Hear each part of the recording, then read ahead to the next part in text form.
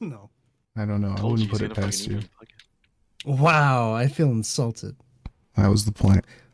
I gotta go stress eat now. I'm gonna go order a sandwich. Hey, hey. Order a sandwich. What about the 3 Hey. triple cheeseburgers? Yeah, but like it's hard. I don't want to get like Uber or anything. I never trust it. Like I never I don't want want to get my own. Yeah, I'm not because it's not healthy. I'm just not eating because I don't want to fucking trust Uber. Yeah, they might take my food. No, they put stickers on your food now that says, "Hey, we didn't touch your food." Yeah, because if it's broken, that's Then you call the police. not. Because How do they tampering put with food stickers is a on my federal fries? crime. Like, They don't. They put it on the bag. Yeah, they put it on the Fucking- bag. Why are you? well, they making might this just like difficult? go home with my food. I'll be I've like, had that happen when I've ordered food. I've had that happen too. Sometimes, and you know what? My roommate used to work for DoorDash or Uber, and he's like, sometimes if I can't find the house, I just take their shit and go. Like, this is my Yes. dinner now. Mine now.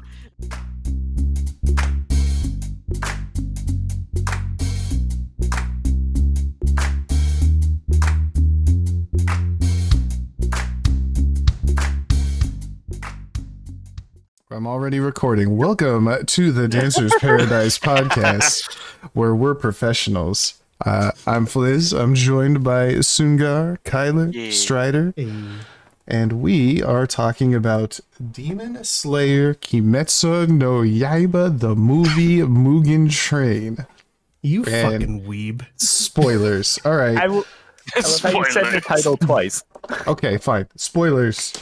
Because this movie just came out, and we just watched it, and it was pretty Props good. to the Sony employee who lost his job. Yeah, so what Dude, happened there? Like I lo- last year. They released it like a They week released the early. movie on the PlayStation Store for 7 hours. Yeah. And somebody went, yoink. It's supposed to come out in June. Oh, it's- really?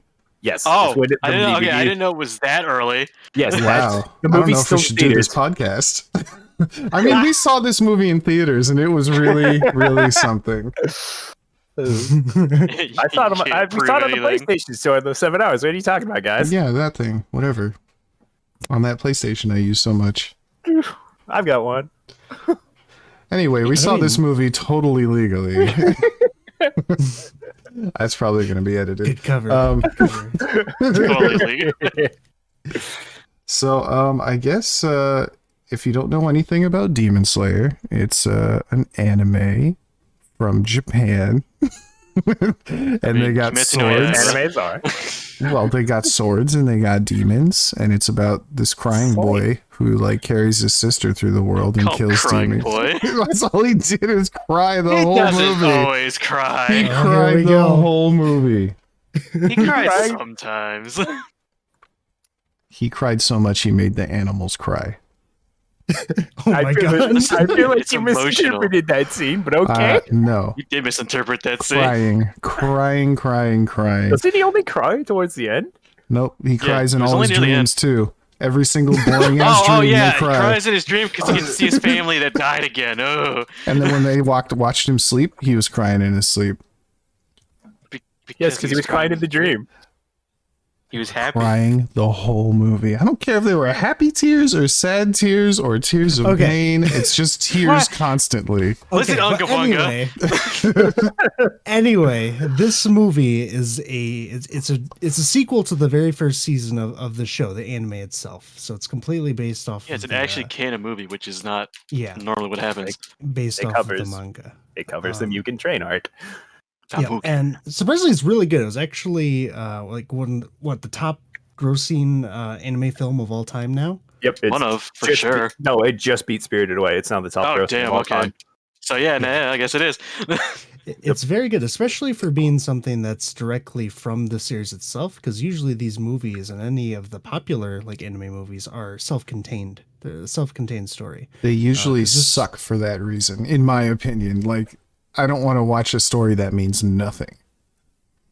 Well, not Really. just anime that are based off of like an anime series, but just like animated movies themselves, such as Spirited Away, are usually self-contained. But this Spirited Away one was isn't, good, and it did, yeah, and it did very well.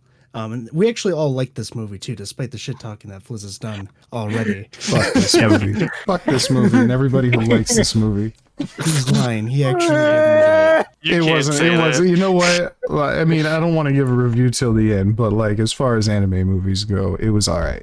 It was probably. It was all right. It Okay. wasn't. It wasn't better than. It wasn't better than the last half of Z Broly, but it was better than most everything Ungo else I've Bungo? seen. Yes. Z-Broly. Yep. Talking Fuck off. about stories that don't matter. Oh no, this is all going downhill. Z-Broly. Are you trying to tell me Z Broly doesn't matter? Is that No. story canon? He's Yeah, not to me kidding. it You is. It's the literally just said it's you the hate only non-canon. story in Dragon Ball that means anything to me. But And you it's just not said canon. You just said you don't like canon. You couldn't care less for non-canon stuff. But And here's Broly, the thing. I it's a couldn't care canon. less about Dragon Ball Z except for Broly. So it's kind of reverse there. Everything else to Dragon Ball Z is non-canon. And Broly is the That's not only how it canon. works. Only the parts that lead up to that movie. And not, are and not even important. him dying. Like you can cut out the like last quarter of that movie. Just that one, third When they quarter. go thwack. The third quarter of the Z Broly movie is the only The big piece of sweaty men Z. beat the shit out of each other. Is that what I'm getting from this? I just, Fliz only likes it when he's like slapping Goku around. pretty much. That is Do you my want- favorite part of Dragon Ball Z Hold on. ever. Hold on. Do you like Broly or do you just hate Goku? It's both. It's probably like a 60-40 split. Like 60-40. How do you feel about Super 13? who's that? Punchy, the movie That's before Super Broly. 13. Is that the guy with the trucker hat? Yes. Yeah. No, he's It is? stupid. No, how about him punching He's a Goku Broly. in the nuts? I Yeah. don't care. He's What? not Broly. Broly didn't even need Anyway, to punch. He needed to punch him in the nuts. Broly don't He even should've. care. He don't even care where his nuts are. He Oh, said, dude, I'm going he to punch you in totally your could've, face dude. and you're going to feel it in your nuts. That's what Broly Dude, that big said. muscly man punch Goku in the To nuts, be- he would have fucking loved To it. be fair, he could punch you in like 40% of your body at the same time. You Like I And said, hit your big nuts. hands. You got so the Demon Ooga Booga Slayer. hands. Demon Slayer, this movie that was so interesting, we've immediately gone off topic to Broly. Yeah, we have. Sure. Bunga bunga. I'm sorry. I hate non-canon stuff except for this non-canon stuff. Well, like I said, the rest of Z is non-canon. Broly is the only canon piece of Dragon Ball. Next, you're going to tell me you had good characterization. It did. Anyway, this movie, just like the title, it all takes place on a train. So the four main characters, Twain. Tanjiro, Nezuko, Zenitsu, and Inosuke, board a train to help the Flame Hashira, Rengoku, hunt for a demon that's killing people on this train, supposedly. So we also get our first look in the series of an actual Hashira. Well, actually, no, that's Killer. false, because No. the last episode did have showing off the Hashira. But this is the first time we actually get an in-depth look at a Hashira and also their backstory, which is pretty interesting. The only problem, then, the problem that me and Fliz had with this movie is the first part of the movie starts out with this cool fight of them killing some demons that they find on the train. But then it's revealed that them fighting those demons is actually all just a dream. It was all a dream. The worst trope in the entire history of writing. And the demon that's on this train has power over sleep and dreams. He can put basically people to sleep, and he can force them to dream and send people into their dreams. The amount of control he actually has over their dreams seems very limited. It's only that he Pretty much basically just putting gives them to them. sleep. It's not just that. It's he actually gives them very happy dreams. Basically, it's very similar to That's a little the bit. Black Mercy in DC Comics. If you know what that is. No. It's like Shark Boy and Lava Girl. You ever seen that? Ew. Well, Go in the dreams, they sing mean, songs, and they're That is- happy and that is sad. not that is not a good like start level comparison. Like Shark Boy and Lava Girl. It is Fuck. just like, Well, don't you it's- see them fight George Lopez at the end? Come on. George Lopez and the I fun mean- people. I compared to that because the Black Mercy in DC it specifically gives people happy dreams, basically to make it so that they don't want to wake up. I mean, they want he- to stay there. He has basically all control over their dreams. it's that he specifically mentions that he loves giving them happy dreams right before showing them a nightmare. Yeah. Because he enjoys the despair that people suffer from He's that. a sick fuck. Nice. But yeah, so after that, they basically all fall asleep and they introduce this demon that is controlling them. We also learned that some of the passengers are actually working for this demon under the threat that they won't be able to dream anymore. No, it's not a threat. It's the Yeah. temptation of happy dreams. Yeah, because he's not letting them sleep, essentially. So he's They're got this telling kid with tuberculosis, and he's like, "No, you can't sleep unless you're my Yeah. slave as well." Yeah, because That he's was basically... Demons aren't nice. Well, I mean, like, Yeah. Also, the demon's name is Enmu. He's Lower Moon 1. I've always struggled to remember anime names, but the only one I didn't remember was Enmu's. Because I don't think it's said in this movie. I think it's said at the end of season 1. Yeah, it doesn't say his name in the Maybe movie. that's why. Yeah, I honestly don't remember them ever saying his name. They might have, and I just forgot. I don't think they do. Because I But think... everyone else I is don't remember. I don't remember. believe. I think they just like she just shows up and he's like, yeah, go And bed. then, well, after that, we basically enter every character's dream, and it honestly just looks like the main focus for the dreams are specifically Tanjiro's and Rengoku's. Because like Rengoku's tries to go into his backstory, and that's one of the issues I also had with the anime is like Rengoku's backstory that they showed is kind of nothing.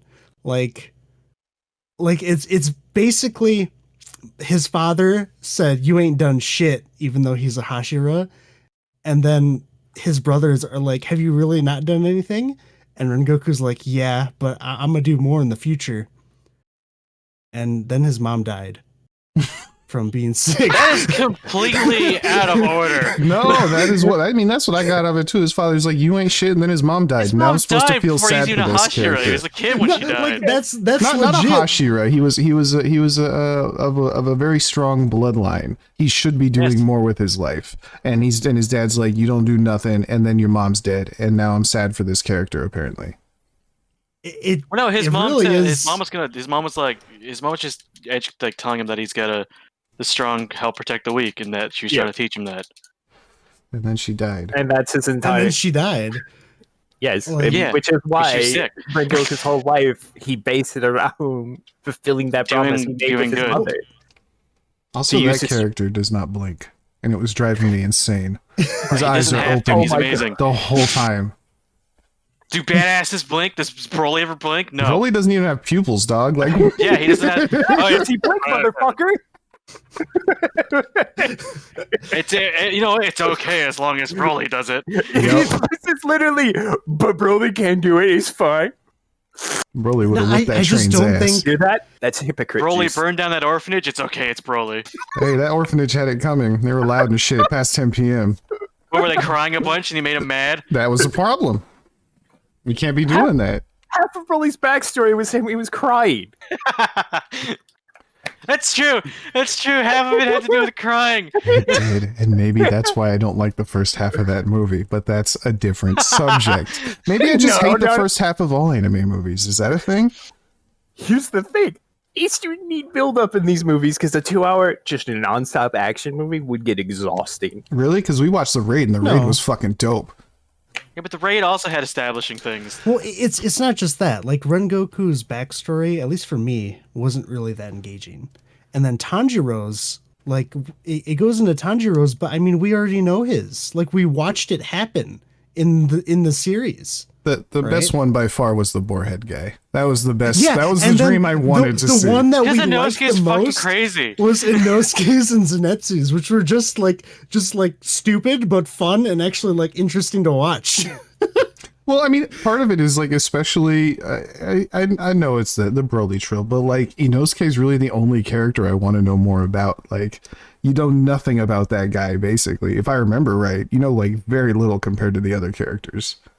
All And we he really doesn't know is, like, talk. what he grew up on a mountain. Yeah, you just know he's like a homeless kid. That's it. But there had to be more to make him the kind of character that he is. Yeah.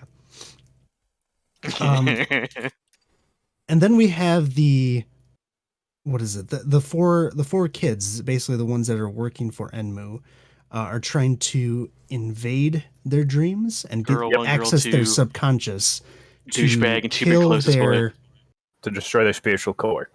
to destroy their Because they- spiritual core so they can't wake up. And they say that the reason that he can't just murder them while they're sleeping is because their instincts are too high. If he just tries to kill them, they're going to react and wake up on their own. Supposedly, You said they could sense bloodlust, right? Because I Yeah, questioned that too. I was like, what is all this dream shit? Like, just go kill these guys while they're asleep. And you guys told me no. Yeah, no, they'd sense the bloodlust. That's Okay. which is especially weird. like Rengoku. Yeah, because Right. he's specifically talking about the pillar in that scenario, because he says exceptional demon slayers. So he's talking about Rengoku being able to sense him if he came near. What was the pillar again? That's Jojo or Rengoku. the- Yeah, pillar is just the flame translated. dude. The Hashira is Yep. is my the God. phrase. It Lionel. translates Said. to pillar.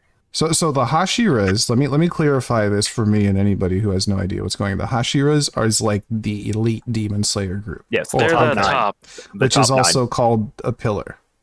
Yep. Okay. And the main guy, Rengoku, is one of Yes, these guys. he's And he the is flame pillar. escorting these kids on this train. And they know that there's this train has had reports of people going missing, so they're there to Yeah, investigate this thing. Yes, they know there's demons there. They're there Okay. to kill I'm the just demons. I'm just clarifying. I had to catch myself up while we were watching it. I want to keep that going here. So while they're trying to do this, the kids basically have to go to the edge of where their dreamscape is, essentially, to get to their subconscious. And we see multiple variations of what the subconscious is for each character. Rengoku's is basically everything's just on fucking fire. Yep. That's his subconscious. Inosuke's is just mountains and rocks, right? It's basically just heavy Yep. terrain. Zenetsu's is pure darkness, and Tanjiro's is Calm and a pure blue spiritual. sky. Yeah, he's pure. Yeah. He's super pure. I like the idea that for two of the characters, though, Zenenge. like the kids are invading the dreams, and then they're like trying to get to the spiritual core of these guys, and then they go to these two characters that are enjoyable, and they're like chasing them through this. They're getting chased through the subconscious when they're supposed to be on the offensive, and going, "What the fuck? Like, Yeah, you guys aren't supposed to be here." Yeah, no. Zenitsu does not like dudes in his subconscious, and Inosuke is the It's fucking more wild fucked up beast. that his subconscious was nothing but pitch blackness. Also, he's like threatening to cut off the guy's dick. I think he was just threatening to cut him up entirely. Like, No, I'm pretty sure he like mentions he's gonna cut his thing. this is the subconscious of the electric boy who is totally in love with the demon girl, and all he thinks about is her. And he lost his mind thinking that a man, was in his subconscious and not his beloved. He even so says they all only his end up Nezuko's defending allowed in there. themselves in different ways. So Zenetsu basically is just offended that there's a man in his mind instead of Nezuko. Instead of Nezuko. Inosuke is just fucking crazy, and his He's subconscious just attacks Everything. the one lady. It's Yeah. basically just a wild animal. His Rengoku. subconscious, he was literally dreaming that in his dream they were still fighting a demon train, like a literal train that had centipede arms and legs. That was his happy place. Yeah, Rengoku. It shows off what Enmu was talking about, where just the threat of something attacking his subconscious is enough to tip him off his instincts, at least. Where Shows he's the actually bitch. attacking the woman while he's asleep in real life, and it doesn't wake him up. And they say that his instincts are just that strong. Tanjiro actually doesn't defend himself just because he doesn't need to. Where the person that's trying to attack his subconscious is just so amazed at the the purity of his mind Because it sets his heart at ease. and soul. And like his Yeah. soul, like it gives him like an actual warmth feeling. Like he feels safe there. And even Tanjiro's subconscious guides him to his spiritual core. Yeah, and Because the it's person what he was just- looking for. Yeah, then he's touched because even though he wants to destroy it, they still were kind enough to lead him there. Yeah. Eventually, because they're all still asleep even after they're defending themselves, Nezuko, who's the only person not affected by Enmu's spell, is trying to wake Tanjiro. And it does have an effect on him in his dream where he eventually realizes that he is dreaming. But realization isn't enough to actually wake you up and free you from the spell. He finds out that the only way to actually do this is to essentially kill yourself in your dream to wake yourself up. Yep. So he's the first one to free himself, and he has Nezuko try to wake the others and also to defend the passengers. And he locates Enmu, who is currently near the front of the train and also on top of it. So he fights him, and Enmu's got this weird hand thing. It's basically the source for where he actually activates his ability, and he can essentially put people to sleep on command. And what he uses on Tanjiro, and he can tell that it's working, but Tanjiro immediately wakes up because he's immediately just killing himself as soon as he realizes he's dreaming. And eventually he's able to sever his head. But it turns out that Enmu's still alive because he's actually fused his body with the train itself. So Enmu's actually now the entire train. And from this point, this is where things get more serious, where now all the passengers are in danger because they're literally inside the demon already and being attacked. I thought this was kind of fun because in the beginning I didn't know what was going on, and I was like, is the train a demon? And you guys are like, no, stupid. And then I get to this part and I'm like, the train is a fucking demon. I was right. It's a demon now. Well, I mean, we didn't want to spoil you. Well, I was right. I'm the winner. What? It kind of goes through where all the characters are in the train, right? And everybody's kind of awake. They get their quick moment to shine. It's kind of a cool thing. I feel bad for anybody who liked Electric Guy because he literally gets the one little scene of him doing his thing, and then you never see him again. It's a cool scene.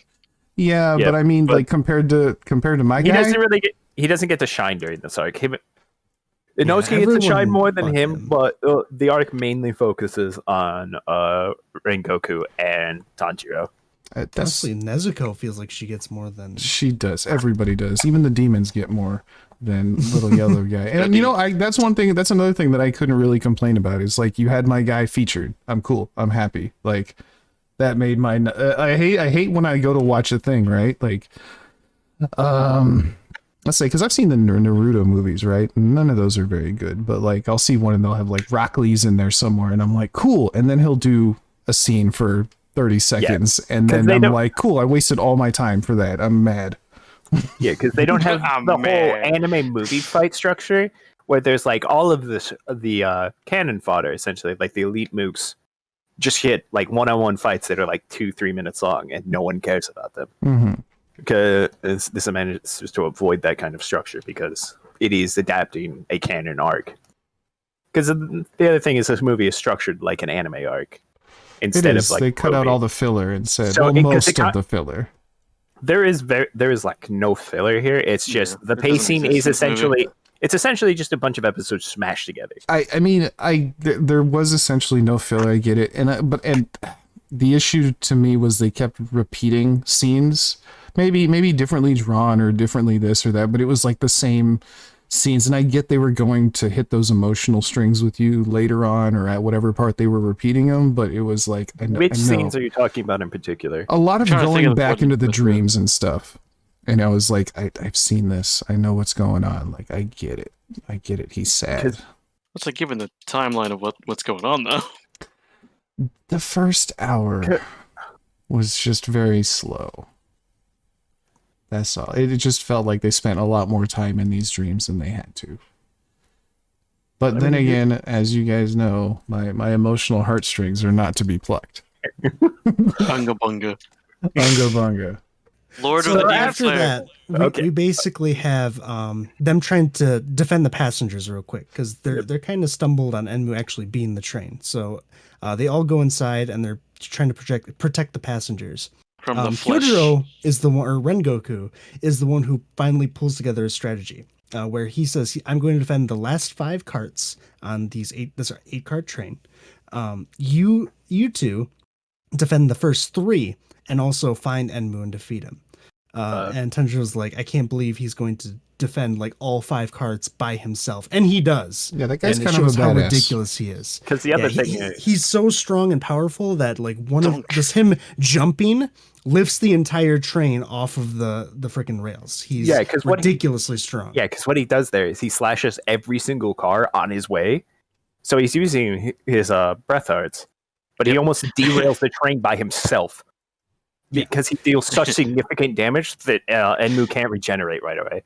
Which is when he gives Tanjiro his plan, which is for him and Inosuke to hunt down the demon while he defends the last 5 cars, and then Zenitsu and Nezuko defend the last 3. Speaking of like Enmu, it seemed that they kind of fell into a pitfall that I see a lot with anime. And like he just started regenerating a bunch of dicks all over the train. I know that may just be my mind, but everything was tentacles and dicks. I mean, you were the one who called Nezuko Fansu. That's what I thought.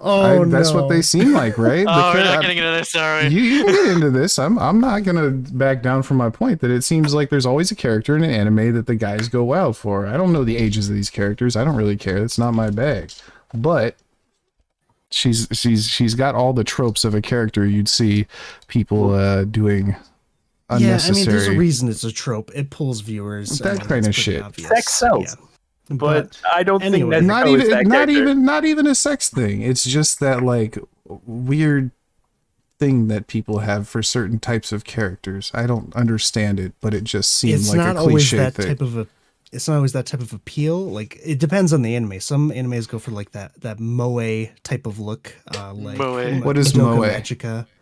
It's like the really cutesy. Yep. Like if I was to put her like magical style shit. Yeah, like she is that character, that like 1,000-year-old magical girl, like who's that's just what the characters seem like. What? I don't have an issue with it mostly because there's a reason it's a trope. It's done because you're trying to get other viewers who otherwise wouldn't watch your show, and this is part of the industry. So I didn't have an issue with it. I just made an observation. Yeah. Y'all got very defensive. After, back of it. I was more concerned that you called that. After this, we have Tanjiro and Inosuke basically working together to find Enmu's quote neck bone so that they can sever it, and they can finally kill him. Eventually, they locate it where the engine is, and they're basically it's like underneath the floor, almost beneath the actual steel, and Inosuke is the first one to try to actually do it, but he's not able to fully do it because Enmu's protecting himself. His regeneration is just so fast and powerful that he can make just tons and tons of himself, making it almost impossible for a single person to do it unless you're, Rengoku. There's like a whirlwind of dicks stopping him. It's ridiculous. It's so much. Because Inosuke reveals the neck bone. Tanjiro goes to swing at it, but he's already started regenerating. And after he forces them away, he changes the entire structure of that room so that he can better defend himself.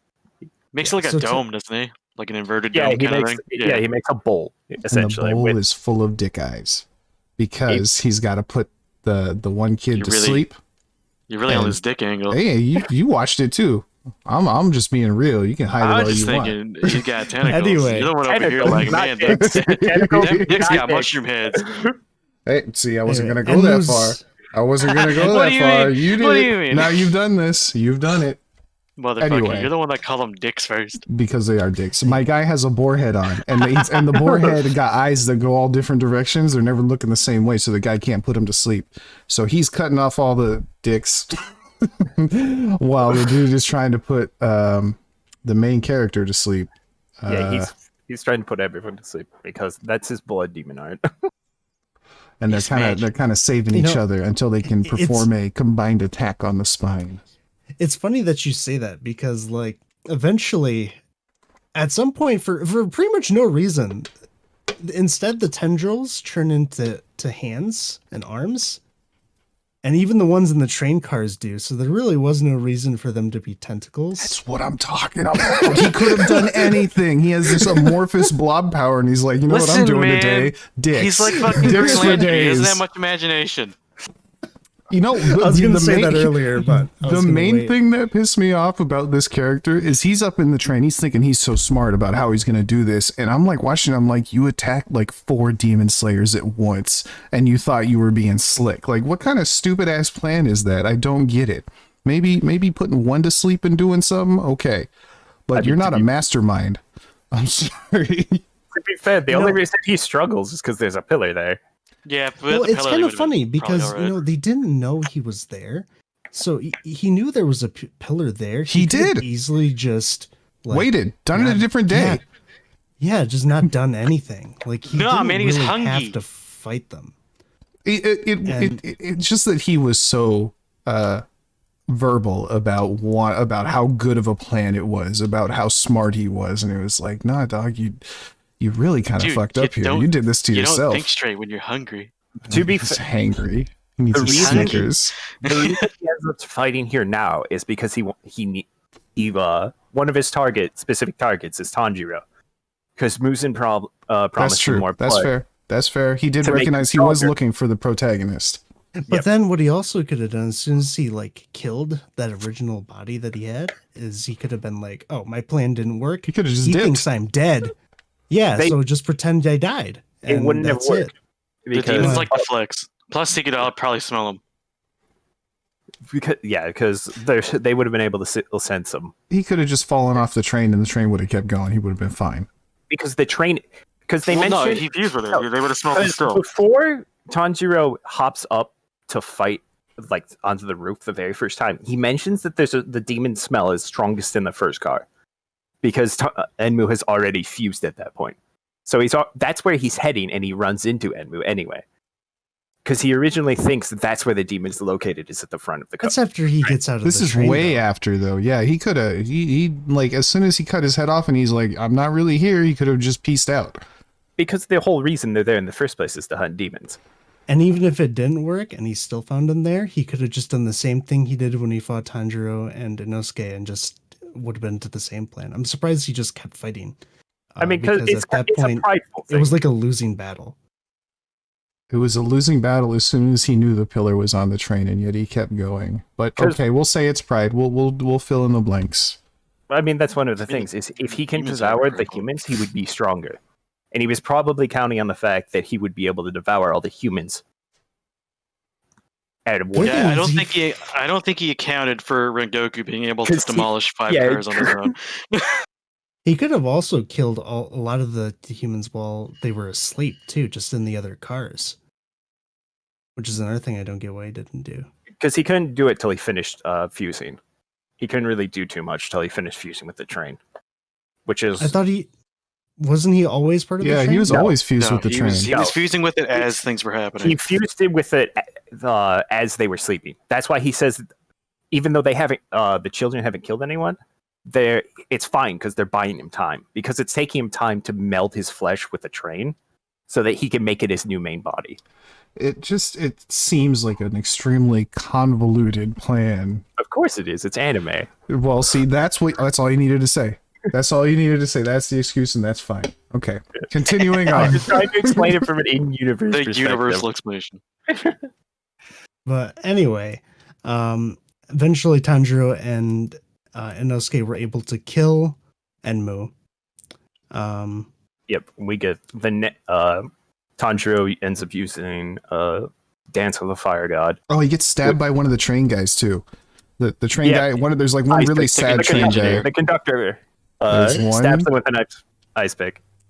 Because every human for some reason on that train is a fucking ice pick. But and then after he uses Dance of the Fire God to sever the neck bone, it ends up derailing the entire train. And I think part of it explodes, isn't it? Well, yeah, the part there around there essentially just explodes because it's just flesh. There's no like the actual structure of the train isn't there. Flesh train. Because after Enmu dies, the train essentially reverts back to being just a standard train, although it's been derailed at this point. And so the kid got stabbed by a sad train conductor, and This is a sad train, man. he was sad train. See, he was sad. He's like, you can't make me stop dreaming because my wife and kids are in there. Boo. And then he stabs him, and then he like falls off the train. The main character, God, what's it, Tanjiro? Tanjiro, Yes. yep. Okay, he falls off the train and he like breathes really hard and seals up his wounds after the guy. Oh, the fire guy gets off the train and he's like, "Yo, you just need to breathe real hard and you'll seal up your wounds." Yep. And now they're all pretty much off the train except for the yellow kid who is he's just non-existent at this point. He's hanging out with his girlfriend. He's unconscious at this point. That's right. Yeah, he's unconscious. His superpower is to be unconscious, and he's just like mad protecting the demon girl who he's hanging out with. He don't care about any of his friends or nothing. He's just asleep and hanging out with his girlfriend. Yeah, because he was knocked unconscious from the trail derailing.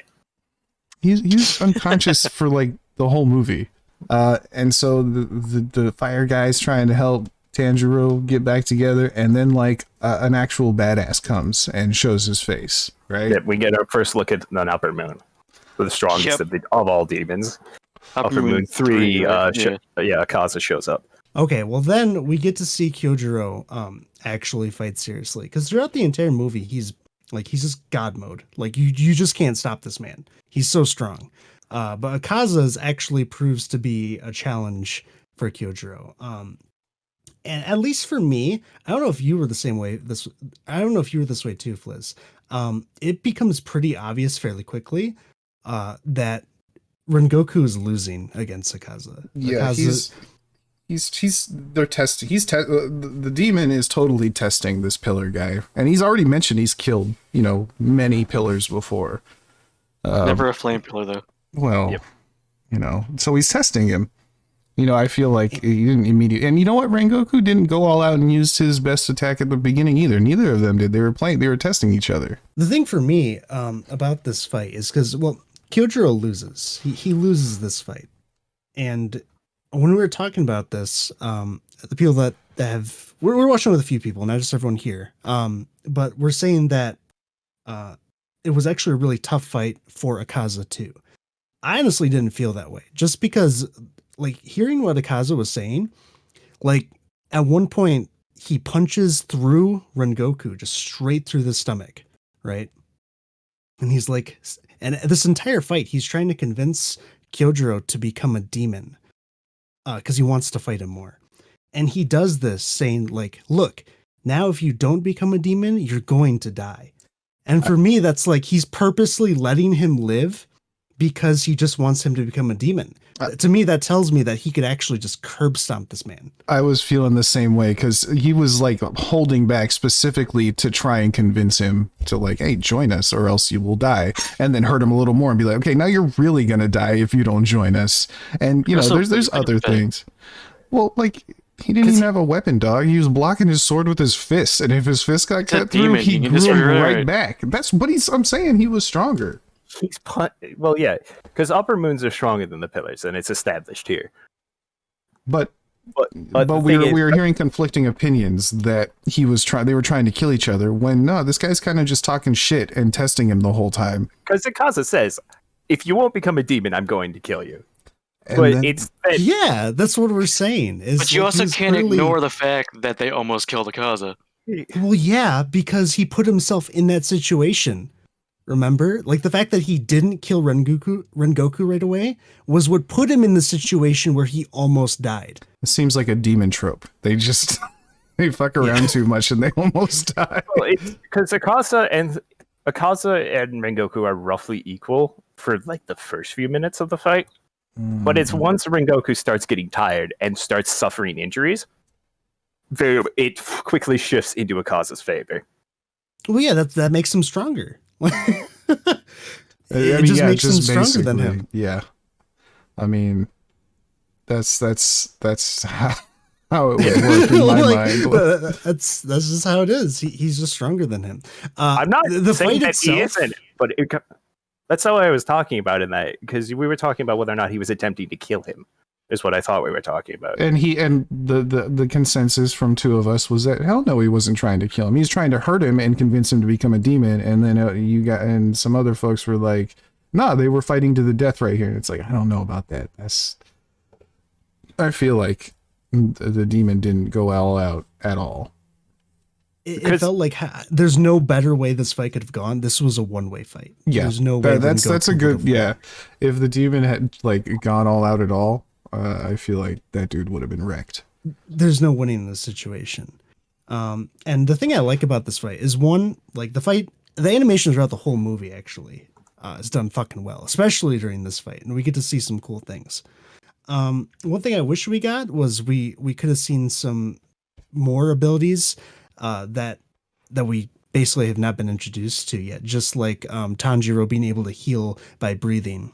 We didn't see anything more special that Hashira is capable of that Tanjiro might be able to do in the future, besides his own flame techniques.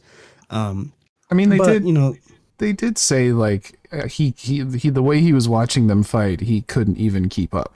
Yes. Like he that's was what I was on a gonna say. totally different Besides level. his actual like how physically powerful he is, it didn't really go into specifics on different techniques that Tanjiro may one day be able to learn and utilize that are just absurd compared to what he has now. That's probably one thing I would have liked to see. But other than that, eventually Kyojuro is punched through the stomach by Akaza. And After, because he manages to overpower Rengoku's ultimate technique. I know he hit him in the neck with that shit, and he's like, "Yeah, so like." He didn't even cut all the way through. Didn't he stop it with his hand or something? Yeah, Rengoku goes to swing for the neck, but Akaza punches it down so that it cuts down through like his chest, and then Rengoku ends up pulling straight up through his head, but it's not enough to finish Akaza off. Akaza ends up regenerating from it. Well, then he hit him in the neck, and he barely made it halfway through. This is after that, because now when Akaza's fist is through his stomach, Kyojuro fights back, saying he's not dead yet, and tries to cut him through the neck, and it surprises him, and he is able to get slightly through it, and basically the two are now fighting. Like, this is a deadlock. And this entire time, Tanjiro, who's still injured from being stabbed by that ice pick from one of the conductors, and Inosuke are both watching. Neither of them are able to do anything. One, because Tanjiro's injured, and two, the fight's just that far above them.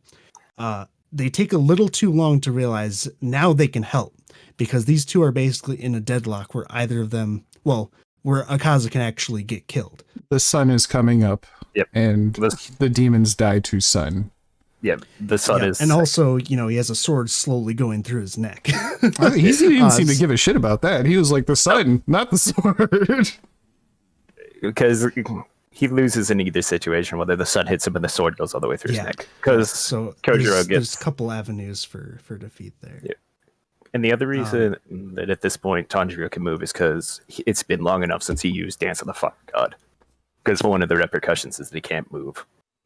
But both him and Inosuke just felt that if they stepped in at that point, they would have died before it got to the deadlock. Well, and the guy was like, "Yo, don't move. You got hit with you're bleeding out, and if you die, I didn't do my job right. So I'm gonna do this. You guys stay there." So they were ordered not to move because he doesn't want Tanjiro's wound to reopen. Mm-hmm.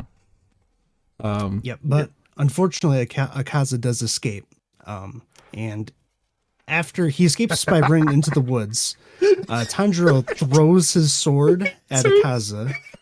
What? No, I'm just remembering the scene, like, because we were watching it, and the first 45 minutes of the movie we're all bullshitting because it's build up, it's whatever, we're making jokes and this and that, and then the fight scenes start happening, and then the lobby goes quiet. We're like dead intense watching it, and then it gets to this point, and the kid like throws a tantrum. Just chucks his sword at the demon, and the demon like hits him. It's never gonna kill him. Like, I know that, he knows that, and he just runs off with his sword embedded in him. Like, you just lost your fucking sword. Like, again, that's why do you do this? Yeah, Tanjiro throws the sword at Akaza, who's run through the woods, and it stabs through him. But he's a demon, and it doesn't really matter because the stab's just through his chest. And at this point, Tanjiro's like calling Akaza a coward while he runs away, talking about how they always fight in the dark and how the demon slayers are always at the disadvantage. And he's this full breakdown crying at this point and says that Rengoku was the winner of the fight. Because he managed to accomplish his objective. Because Rengoku promised that no one there would die. Yeah. Under his watch. But he loses his sword, and Akaza survives. Rengoku... Basically, at this point, he's slowly dying. He says some words to Tanjiro and everyone. Everyone's crying, and he eventually does die. um, in that scene. And this is where Fliz lost his shit. I'm sorry, because everybody's crying, and they've been crying for like 10 straight minutes, and I had to like mute myself at one point because I didn't want to like ruin it for you guys, but this is like not my bag. I did during some of the fights. Yeah, once the crying started, I stopped. I was like, hold on, like you guys are into this, I'm gonna stop. But then everybody's crying, and the messenger crow flies by and sees it, and you get a clear shot of the crow itself crying as well. And I couldn't anymore. I just couldn't. The reason it's crying is because it's Rengoku's crow. Because it's in its partner. It's still kind of absurd. It's the shot that they use of like, you've not seen this crow before. You have no connection. This is just you see one kid crying, you see the other kid crying, you know, and the guy is dead and he's crying while he's dead. No, he probably wasn't crying. Yeah, he was crying because he saw his mom. He was sad, and everybody's sad. And then he was just smiling. He smiled. He was smiling. smiling. He never. But the fact is, you see these people just crying nonstop, and then even the animals flying by are crying, and it's like, no, this is comedy. You can't tell me this is comedy. You did this on purpose, and I get you guys told me there's reasons for it and all that, but I didn't know this guy had a crow, and the crows still shouldn't be crying. Demon Slayers have crows. Crows that cry? Yes. Well, if their partner's killed, probably. Why? Why is that necessary? Why is it unnecessary? Because the crows are how they receive their missions. That's what they're. I don't care if my mailman is crying. Like, no. My mailman. It's why your service dog. Dogs don't cry. That's not what animals do. They don't have tear ducts. They don't work that way. Fucking crows do. All right. It's just to the average viewer, it was absurd. A world with demons can't possibly have crying animals. It can't. I liked Rengoku because he was a badass character, but I wasn't really connected to him in that way to really be sad about his death. I was more like, even in the show, I wanted to see more of him because he was cool, but I don't think I was there yet to actually be sad that he died. So when everyone's like crying for that long, especially with so much crying in this movie, just because of Tanjiro's backstory, it's a little much, at least for me. I can see why people would be into it, but for me, it's a little much. It's very it's overly emotional. Like, it didn't have to be. You could have gotten away with some teardrops, but they are full on screaming and crying. Yeah, because this is one of the most emotional arcs. And I get it. They're kids. That's fine. Like, okay, you guys had to tell me once or twice, shut up. They're 15. And I'm like, all right. Their fucking mentor just died in front of them. And you're like, just get over it. Like, he's been dead for 15 seconds. Give him I've only known this character for 20 minutes. Like, I know nothing about this character. So to focus so hard, from a cinematic standpoint, that's it's not the story that I'm having the issue with. It's the cinematic purpose of, like, so many scenes devoted to crying when it's not super effective. And then to have the crow do it. Yeah, it's just so much. And then to just throw the crow in there crying was just like the cherry on top of the melancholy sadness brigade. And I'm like, okay, I can't keep myself from laughing anymore. Sadness bunga. But we get some other things too. Like we also get one of the, because at this point that crow was telling everyone else that Rengoku is passed, and one of the other Hashiras says that even Rengoku fell to one of the upper moons, which really tells you just how strong Rengoku was, even when compared to the other Hashiras. Apparently he was actually really strong. He wasn't like, one of the bottom or anything. So that actually shows how strong Akaza was for only being Upper Moon 3. I really like the character design of that guy. That guy was cool. Akaza's cool. Yeah, I really like him. He was like a badass tribal monk. You ain't fucking. He reminds me of Akuma. Was anywhere on that from Street Fighter. Yeah. He was kind of a Unga Bunga character. Really short Akuma. really skinny Akuma. His design reminds me of Demi Fiend from SMT. I have no idea what that is. He has the same kind of tattoos. For me, I give this movie like an 8 out of 10. Especially considering that it's hard to find good anime movies just in general. They tend not to be that great. But this, I actually really did like this movie. What about you guys? I rated a 9 out of 10 because I enjoyed the emotional scenes more enjoyed than it you a guys lot. did. Because they did connect with me, and it Yeah, that's the source material. Because it's exactly what I was expecting and hoping from the movie. It's basically one for one with the arc, but I can see how some people have pacing issues with it because as a movie, if you're expecting like a movie's normal pacing, it's kind of scuffed where there's a very slow start. maybe that's why. Maybe it's because maybe it hits better because you're with these characters for longer if you were to read the manga or if Yes, this were to be that like is an part of anime. what. I mean, it's just inherently making this a movie just makes it harder to deliver that. I think that might be it. Because how long has it been since? Because I know Fliz said that it's been 2 years since he said he's seen the series. Yeah, And how long has it been since you've watched the first I season? mean, same amount of time, really. Okay, because I had reread the series like 3-4 months ago, if less than that, like 2 months ago. I've reread the entire series, so all of the stuff was fresh in my mind. I don't even think And if I watched the series and then watched the movie right after that, it would still be the same for me. Mostly because my issue with Tanjiro's dream is that it's almost like a cliche point, like backstory in not just anime, just in a lot of different media. That I have a hard time really carrying. Like I understand it's sad, but a part of me just kind of just acknowledges it and moves on. My issue was mostly Rengoku. That moment for me, combined with his backstory, which I didn't really, not that I didn't care for it, but I didn't really think it was much of anything. I just don't think it really lands at all. You know, because one of the reasons that I do like how Rengoku is handled here is because his backstory is just solidly all right for me, but it's the fact that he is the first major character to get to die for the hero side. I don't in even this think series. he was a major character though. Like He is. he just didn't. It didn't feel that way. I'm surprised there wasn't more in the animated series concerning him. That's part of the reason is he's there for a very short time, but the impact that he has. I think it's more that we don't know much about him. I think that's what it is. Because a lot of when you see really strong characters die, they make it a point that you know what that character's death actually means. For Rengoku, I mean, he's just one of like 12 Hashira. 9. And you don't 9, even really yep. know who the Hashira. I mean, you meet them kind of, but like these are not characters you follow really in the series. Yeah, because he's our first really because he's the first one that they go on a mission with.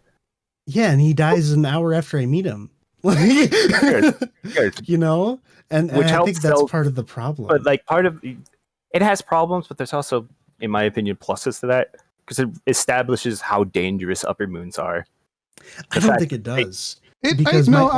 Go for it. Because we have our first major character death of like one of our top slayers is killed here. The upper moon basically gets away, and he's even in a better place than he started.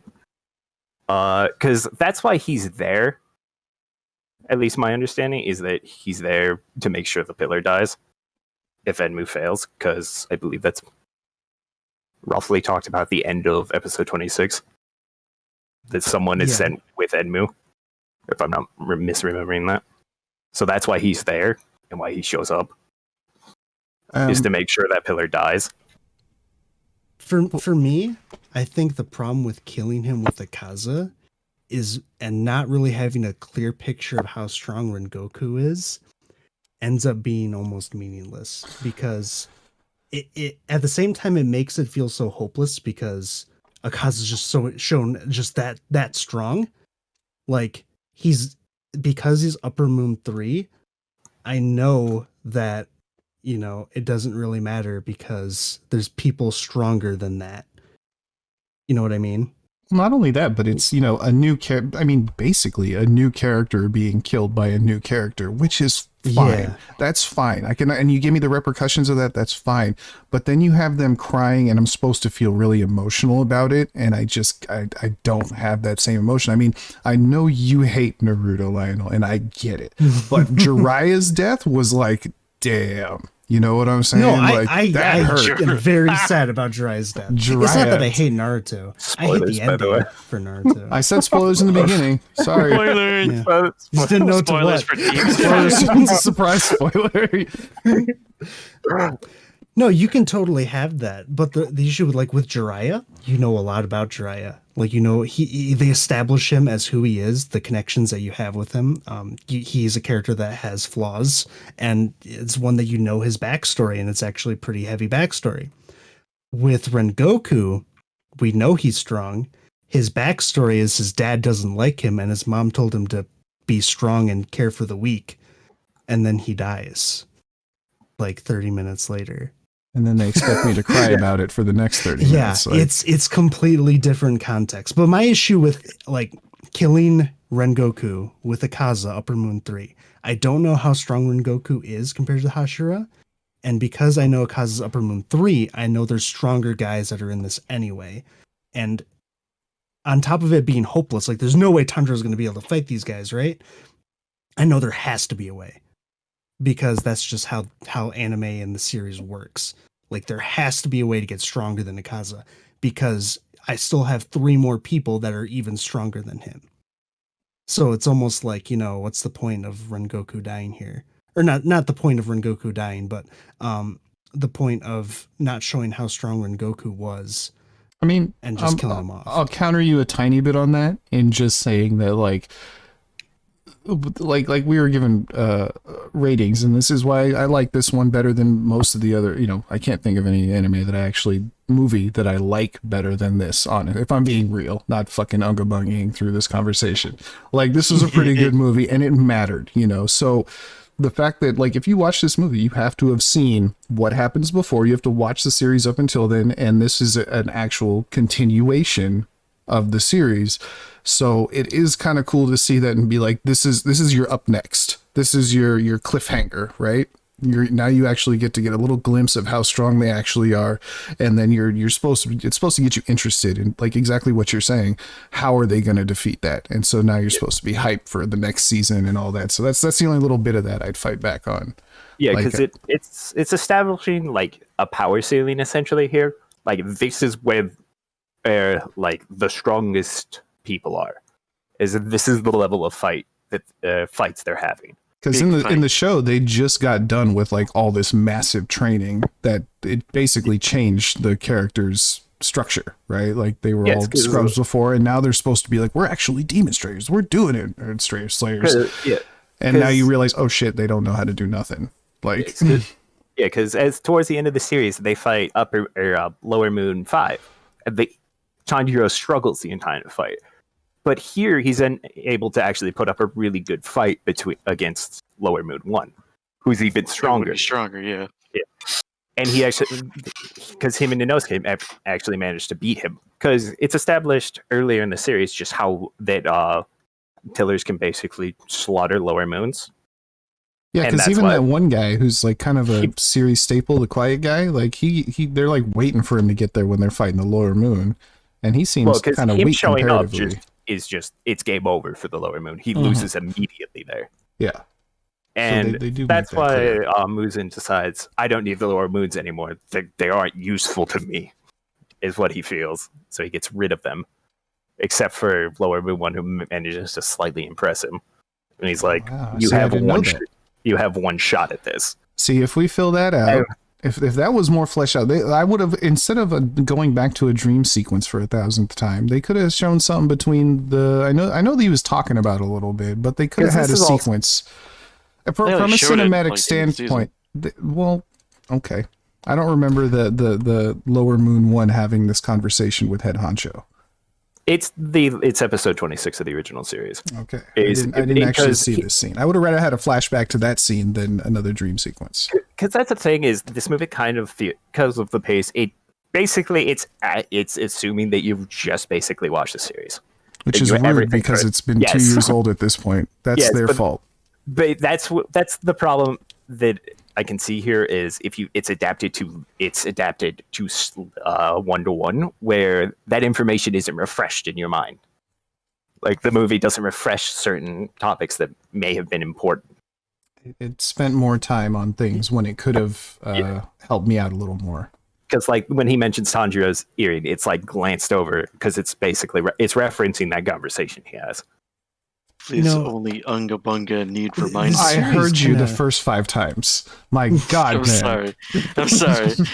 The series kind of reminds me of one of the issues with Ruby that it constantly has. One of the issues with it is it makes you question why the main antagonist simply can't just roll over the protagonist's side because they're just that strong.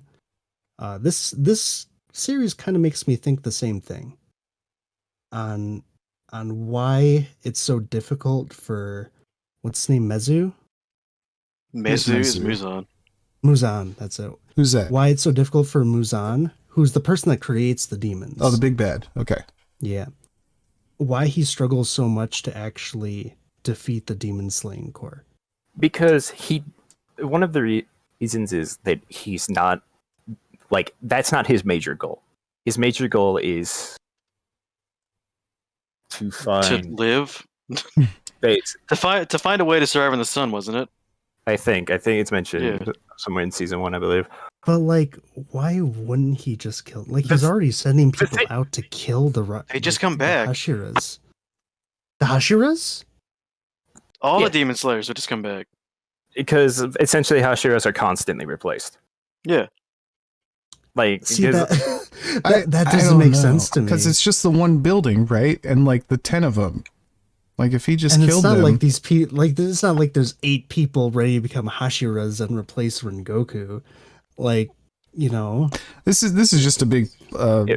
plot hole in 'Cause- this series. It's not like something that can be fixed, honestly. Like, Yeah, I think I it's mean- just an issue with the whole series. Some other series handle like really overpowered characters in other ways by basically stating that they have been defeated before, so they can't just do that. One Piece comes to mind with Kaido, but I don't know. It just reminds me of Ruby in that where like if the bad guys are this strong, how has How this did been I fucking going know on you for could have this Ruby? long? it I knew always exactly where comes you're gonna back go with to that. Ruby. Okay. Soon, what would you rate this movie? But Uh, I'm kind of with Miller. I like it a lot.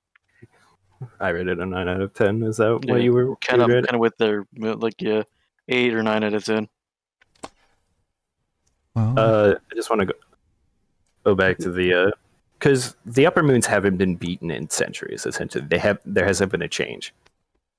So that even furthers my point. Like, if no one's been able to beat these guys for literal centuries, like, you know, how are the Demon Slayer Corps still around? it kind of makes me wonder how the demons are so like in hiding and struggling and doing all this when it's like, yo, you guys could just Kind of nothing some of can these stop questions. you. Because the problem with like some of these questions is that, and I'll Spoilers. agree, it's yes, I guess, but like some questions that really should have been answered earlier aren't answered till later, and it kind of it brings the series down a bit because of that. Maybe that's fine. Yeah, because since me and Soon have read the whole series, there's Yeah. like some of these things are explained later, Gotcha. and there's more reasons, but I don't want to go into them because spoiler territory. Okay, we'll wait on those. We'll only spoil things up until this movie, including Sounds like Naruto. a Hey, if you want spoilers for the rest of the series, Wait, we're not the ones you gotta talk to. Hold on, how do you spoil something in that you're supposed to have already watched? Spoil things for the audience, Fair. like Naruto. Like I said, you want future spoilers. Me and Miller, you I don't talk. no, to us. no, that's what I was Yeah, 'cause avoiding. I'm You guys assuming have been don't wonderful want- about that. I'm assuming you guys don't want us to talk about that, so I haven't been mentioning anything that, as far as I'm aware, is beyond this movie. Perfect. No, it's fine. And if they do like cover those kind of issues, that's okay too. It's Then just you something can- that this movie kind of brought up by introducing Akaza and having him defeat Rengoku, where it's like if these guys are just so strong, like how are the Demon Slayer Corps even a thing? So I guess I was just taken aback a bit by how Well, it's much 'cause the stronger Demon's the main upper goal is moons not to do that. actually are. See, and I don't know that. I mean, Akaza's whole deal is he just wants to fight really strong people. Exactly. And they all, but I still don't know the big bad's goal at all. So his goal is to hypnotize the moon, right? And he's gonna. What the fuck are you going about? Dude, the fucking Eye of the Moon plan. It fucks with me every time I even try to think about it because it makes Wait. no sense. Hold on. What? I'm drawing a blank here. Wait, do you not know the ending to Naruto? Ah, no, dude, I checked out when it fucking became Space Ninjas. Oh, dude.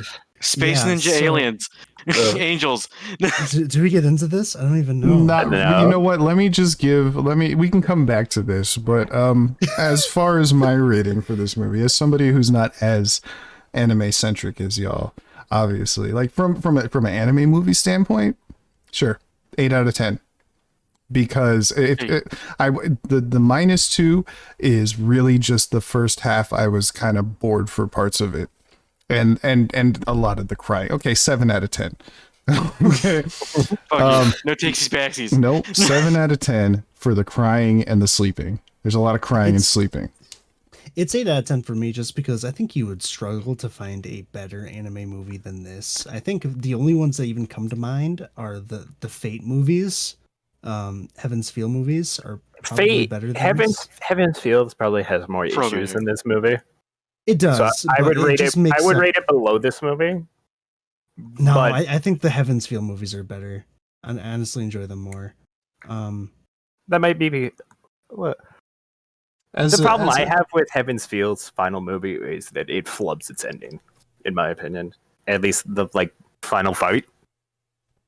Yeah, a little bit. And, But and there's some. no, I think I like that movie that better. could- And not just maybe not just a singular Heaven's Feel movie, maybe just all three of them. one of my problems with Heaven's Field movies is that Ilya isn't given enough screen time in But those movies. either way, I think you would struggle to find a better movie than this one. That's kind of why I'm rating it as high as I am. Like from a cinematic standpoint, I'm gonna leave that score alone, but it goes lower. Just because there was a lot of retracing things that didn't need to be retraced, and yeah, it didn't really do it on that level. But like the animation and shit for the fight scenes, like that is a lot of that score. Everything looked fucking fantastic. Honestly, not even just the fights, just all of it was really well done. It- Not to yeah, it mention was. just the I also- unique. I also want to unique bring up style that Demon Slayer has is also just nice to look at. animated art style, like old traditional Japanese art for the water style, for That It's example. stuff like looks paintbrush. cool. It's Yeah, like no. paintbrush Yeah, strokes like and stuff. paintbrushed. That stuff looks cool. And honestly, like you guys said, my score would probably be higher had I watched. I would suggest that, okay, if you like this series, rewatch at least the last part of the regular series, to get really caught up in it, and then go to this. Or, watch it either way if you like the series. But like if you want everything out of this, you gotta kind of be like really reacquainted with the series. Yeah, because it basically just acts as an episode 27, essentially. It just continues where the series left off, with no refreshing, no break. Also, if And you it's like Zero Inosuke, places, true.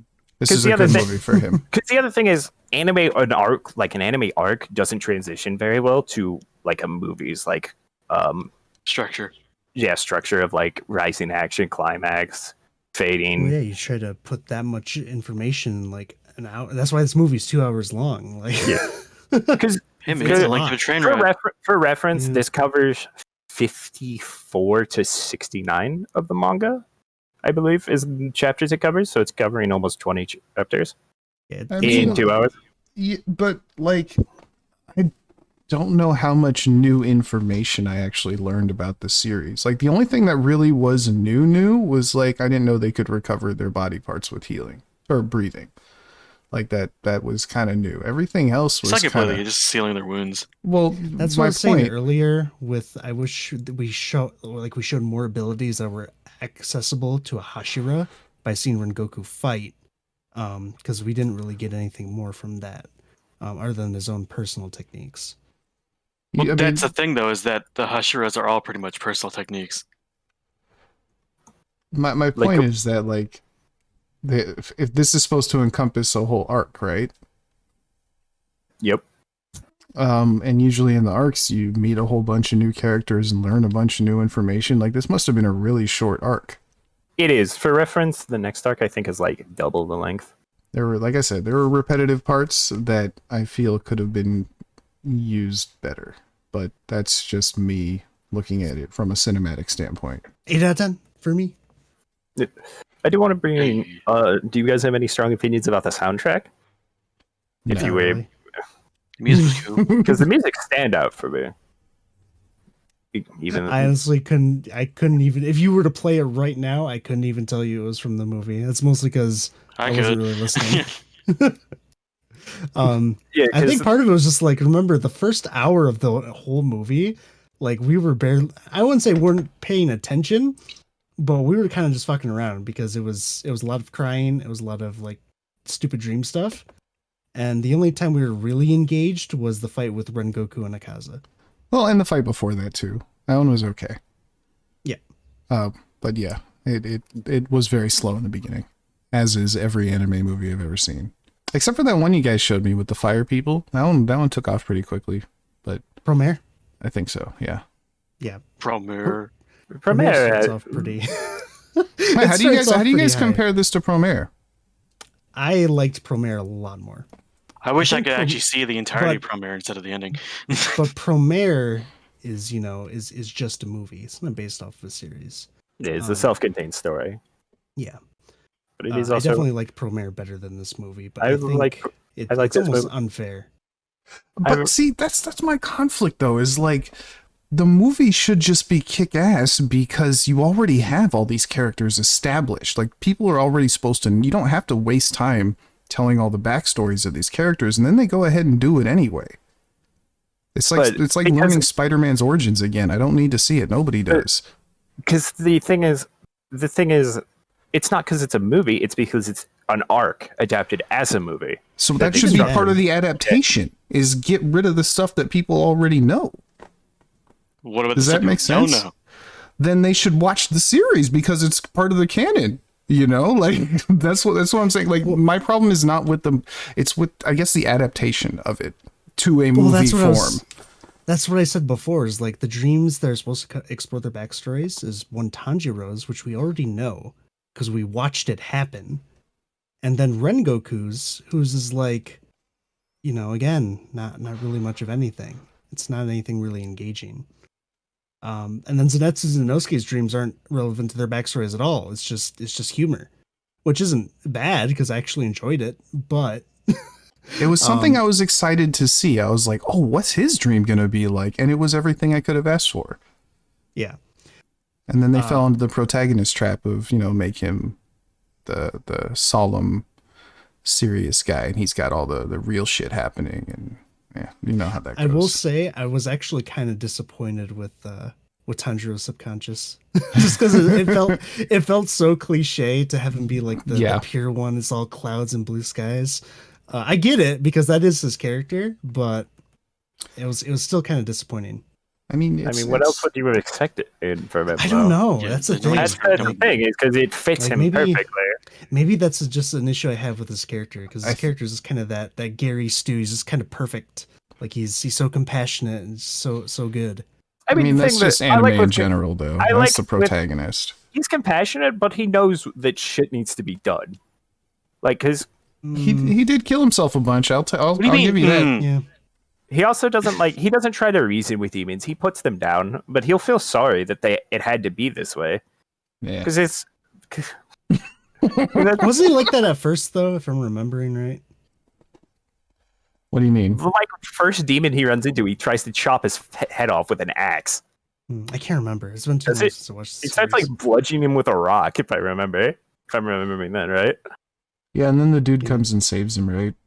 I think it's either that or the sun rises.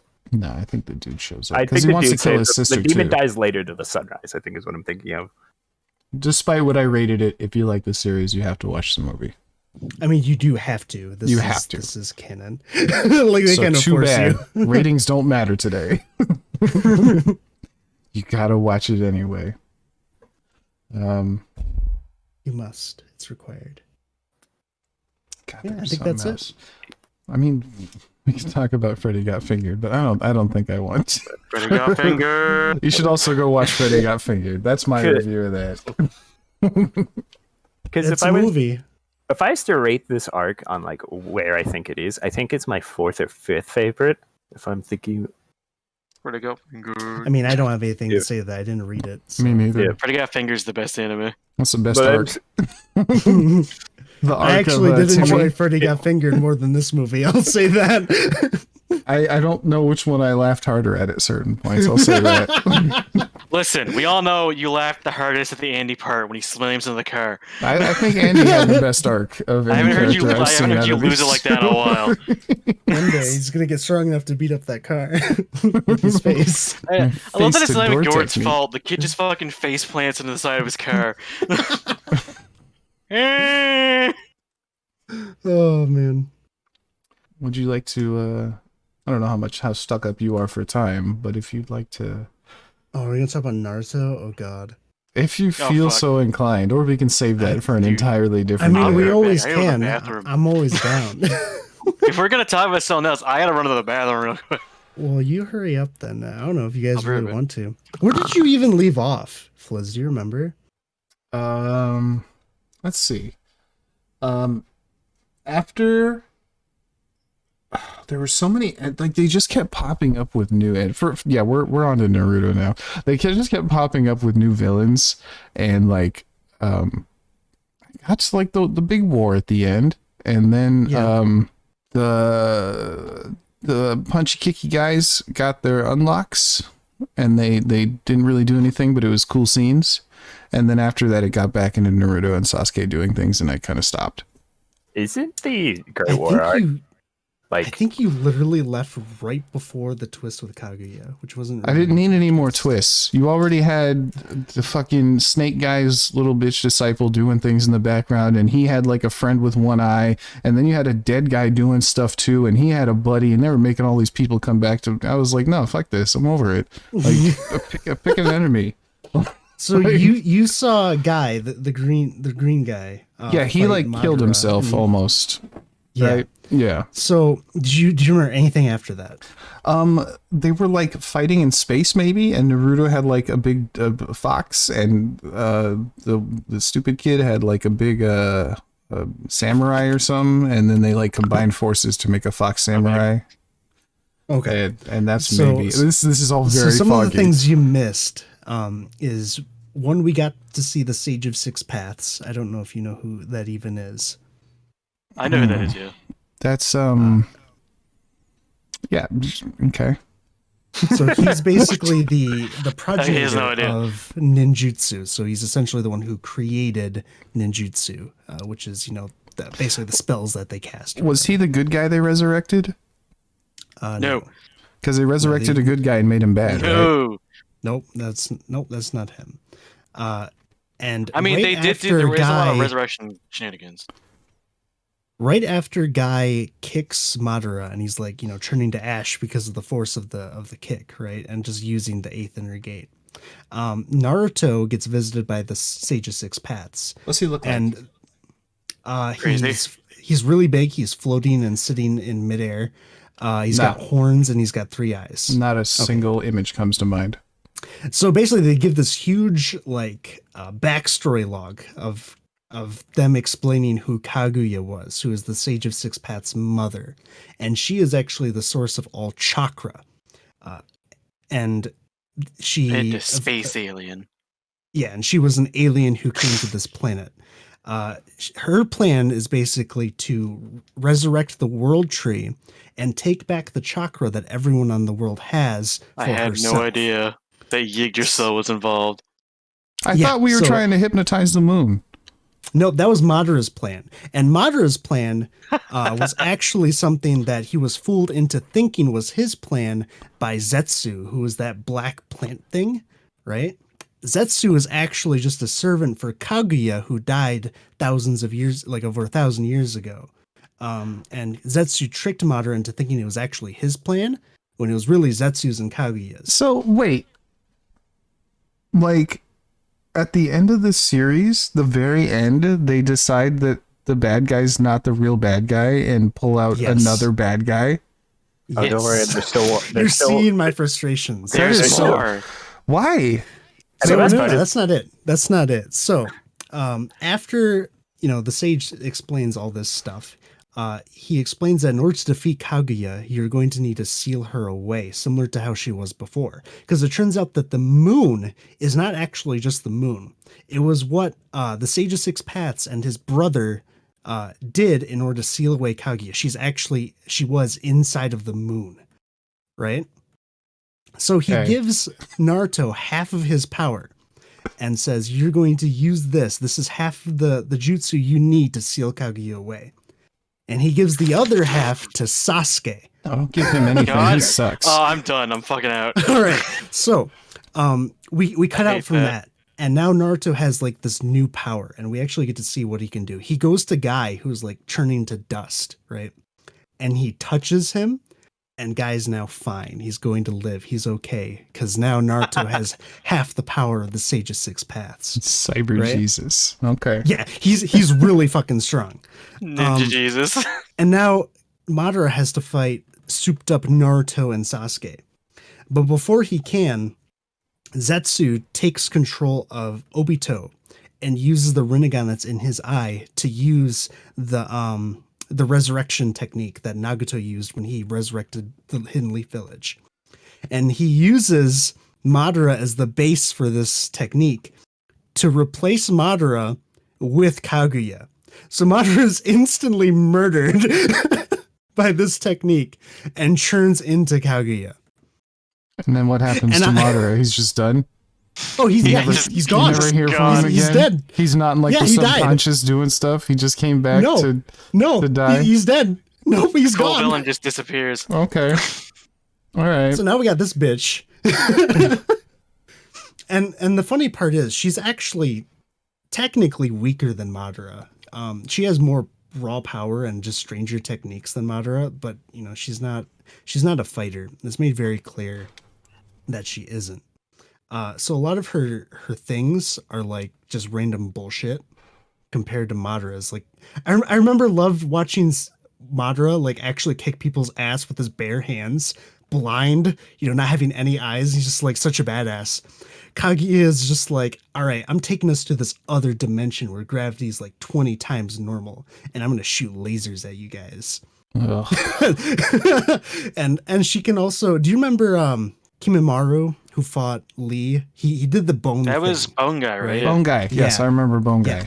Sad Bone So guy. his Sad name bone guy. was Kimimaro Kaguya, if you remember, because she actually has that same ability where she can make bones out of her, like stick out of her, right? Okay. But hers is even stronger because if you get hit by them, you turn to ash. Because reasons. Okay. And Ash And how- Bones. basically they're all fighting. Naruto can start flying because he's really strong, but Sasuke can't because who knows why. And Sakura's there trying to live. The whole end of that Sakura's show, there. Sakura They're is just going there. through dimensions and like all this other crazy shit. And like they can't beat her. She's like too strong. So Naruto's like, all right, I got this final plan. It's gonna work. He jumps at her, right?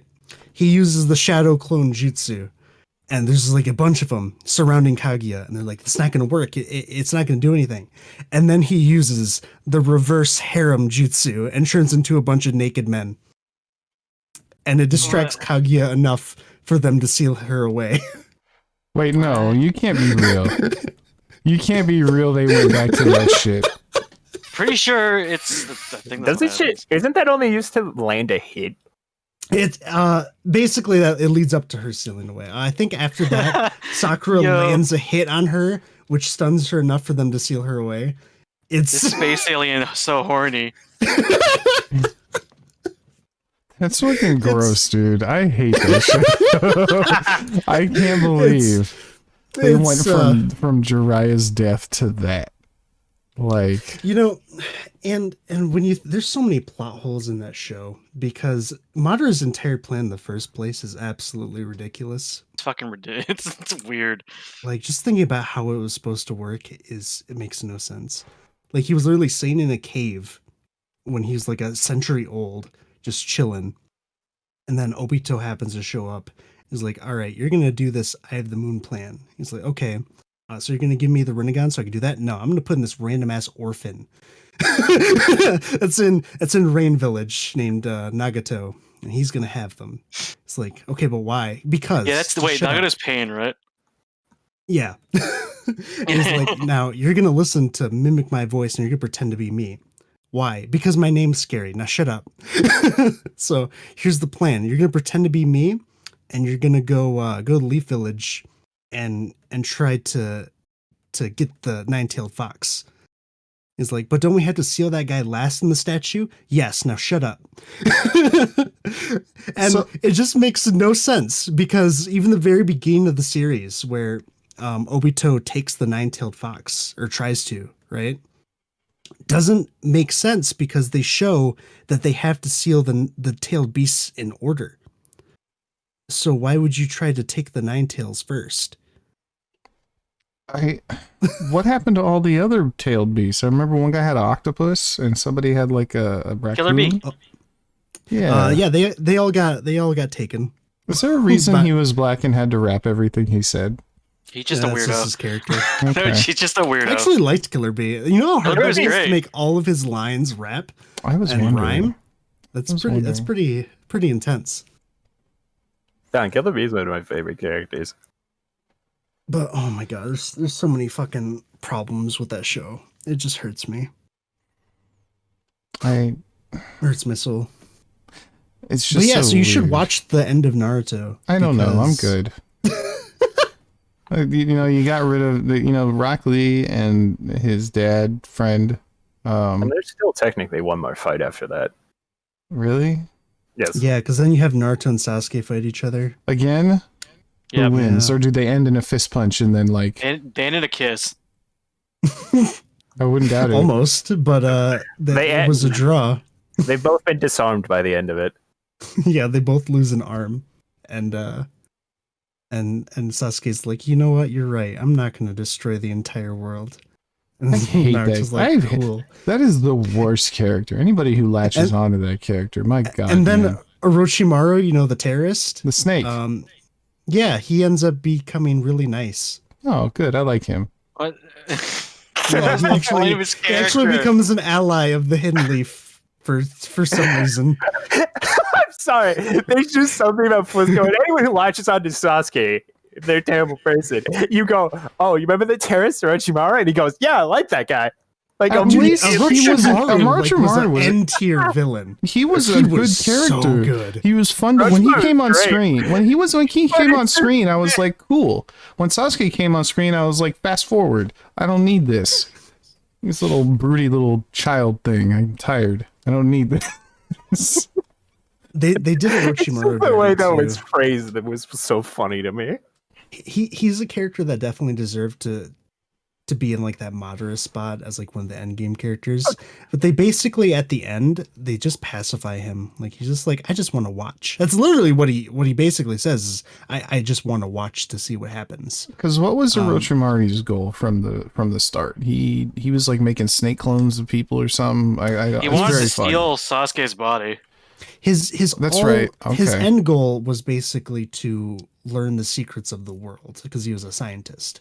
And his goal to do that was to achieve immortality and to acquire the Sharingan, because the Sharingan was a goal and how to learn jutsu from other people, because it was a tool that he could have used to do that. And then Man, I don't they really... absolutely should have just had that happen and make Naruto fight Sasuke Orochimaru at the end. Even if they save him and he's like, well, now you can get out of his body and through the power of friendship or whatever. Cool, that's better than what they had. that would have been so much more interesting to bring Orochimaru back as What, then thirsty space thoughts? yeah, I don't need that. I mean, I feel the best ending point would have been Pain. I liked Pain where he was at. Honestly, the Nagato's arc was probably the best one in Naruto. It's definitely my favorite. One of my favorite in anime. It was one of the most hype. I remember like waiting for it to come out on the show. And then it was mad that it ended with the power of friendship again. But you know. That's the thing that ruined it for me. Like there's so little. It's one of the few animes at that point that I'd seen that literally just like, here's all of your characters in one spot, and now they're basically just going to die, and people were legit dying. Like it was so nuts for me seeing it the first time. Like you could, but then everyone just comes back. That's what I was saying. Like if you restructure that as like the final arc, it would have been a solid ending. You could probably recut Naruto to be something fantastic. You just left all those people dead and ended it with, at a certain point rather than continuing with all this nonsense. I think the main thing is just them trying to do all the stuff with Kaguya and Madara and all these like plans within plans. They just end up being ridiculous. They don't make any sense, and they're just not as interesting what we already had.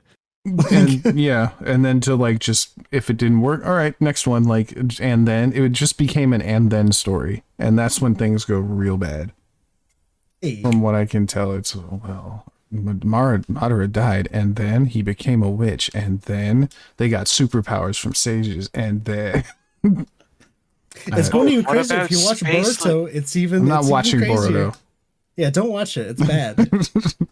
I just don't know. I don't know which series I think drops their ending harder, Naruto or Bleach.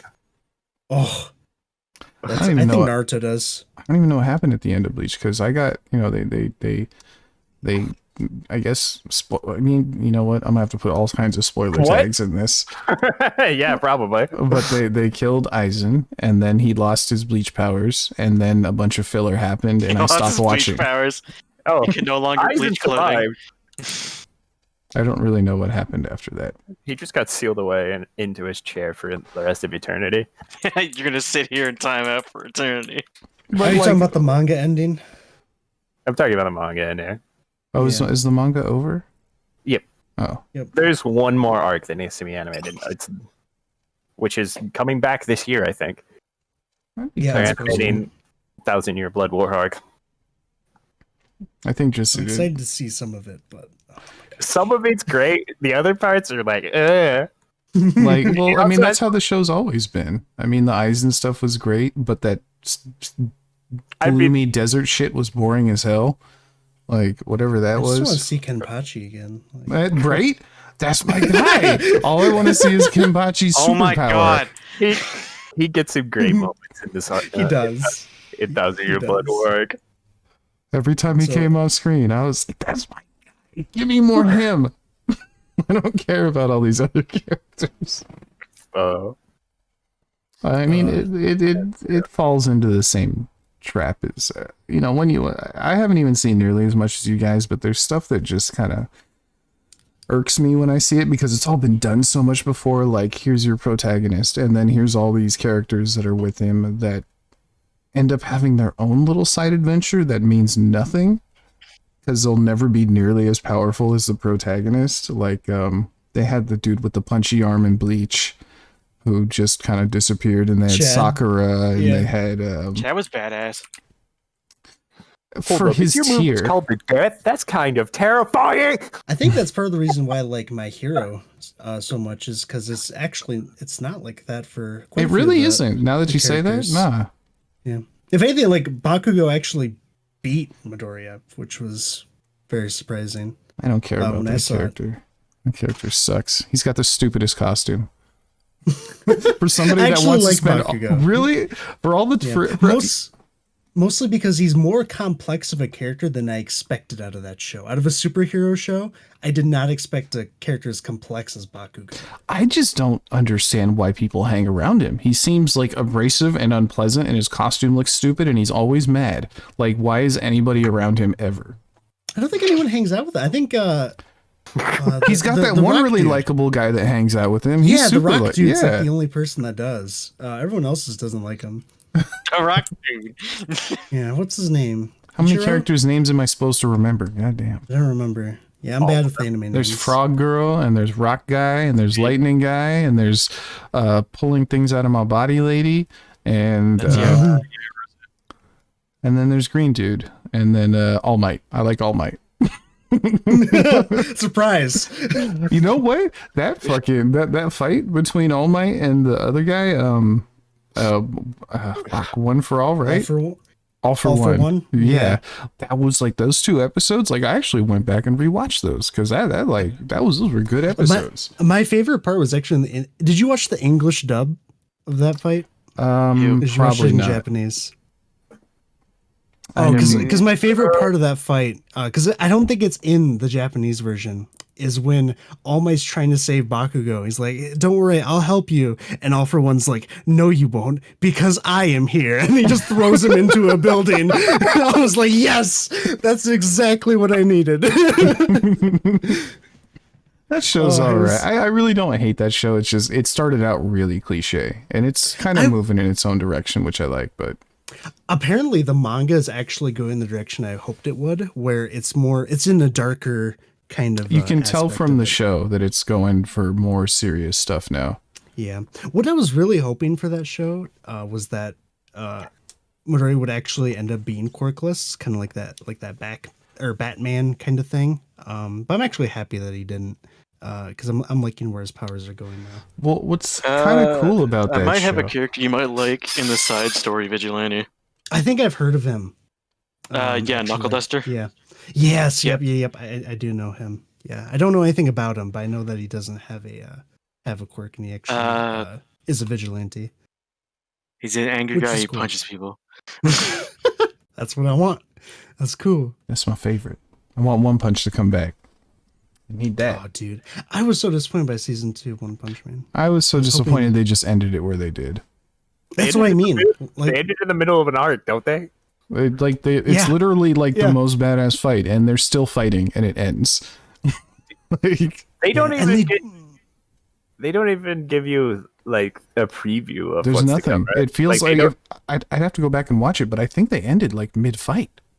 'cause they don't. they ended right when what's his name? Maybe Garo maybe escaped. yeah. Okay, all right, I was He's wrong. like being held and carried away.